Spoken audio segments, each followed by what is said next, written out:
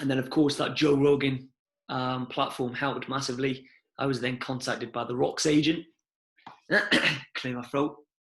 So rubbing shoulders with The Rock, not bad. Or his So now agent. his agent is my agent, which is crazy. So I'm with WME. So I got a strong team out in Los Angeles. I was there recently, before lockdown, should I say, filming in Mammoth, California, and we've got some big ideas. So yeah, it was sort of Mission Yangtze, which spurred on the whole Joe Rogan, sort of WME, Nat Geo, and it just keep working, isn't it? Perseverance took me 7 years, but we're there, and we're just still getting started.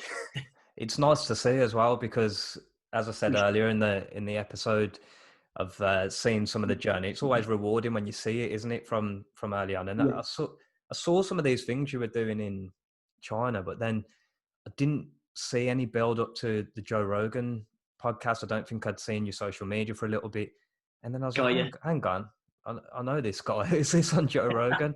But I'm sure you're like a lot of us, where you probably, do you watch Joe Rogan usually as well? I listened to a few of the podcasts when I was on the Yangtze journey. So that was kind of strange, wasn't it? Listening fully to I think it was like the Kevin Hart, the Mike Tyson, the Tyson Fury.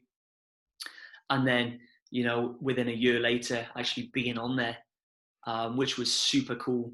And it was a fast turnaround. It was a case of, are you free? The start of January. And I'm like, wow, that's in 2 weeks' time. It's like, yes, I will be there. Were you nervous? I can imagine getting in there, and just because of watching it and knowing the studio, this was back in the old studio before he started getting flack, just being a bit surreal, sitting in there. I wasn't like, I'm a huge fan of Joe himself. The podcasts are great as well, but I think, I flew out there with a friend of mine, Martin, also from Wales, and he was like, the podcasts are like his religion. He is watching them all the time. So I think for him, he was that sort of shock of capture, that starstruck sort of, oh my God. But for me, like Joey Diaz, I didn't really know much about Joey Diaz at the time, and he stepped out. I was in straight after Joey Diaz, and he came out and sort of, we shook hands and, exchanged a few words. And then Martin was in the back there, and after the podcast, he just came out and said, that handshake was so wasted on you. Do you even know who that was? And of course, I did know who he was, but I wasn't starstruck because I don't watch like Joey Diaz's podcast. And with Joe Rogan, he was just such a cool character, so calm and just relaxed, that there were no real nerves, to be honest. No. I was just happy to be there. I think it was just a great conversation. What went on for over 2.5 hours. Even after that, we were speaking for about an hour off podcast. Genuinely cool guy, just as cool off podcast as he is on, So it was just a cool atmosphere. And his guys working there as well. And of course, young Jamie. It was just a good setup, a great team.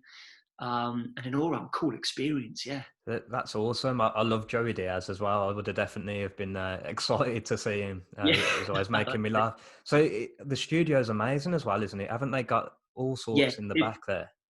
Yeah, it's much bigger than it looks on YouTube. On YouTube, it looks like kind of not too small, like more short and narrow.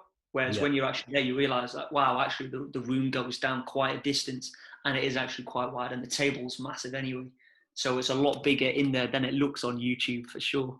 But like outside of that studio, yeah, it's great. Proper man cave. You've got everything in there.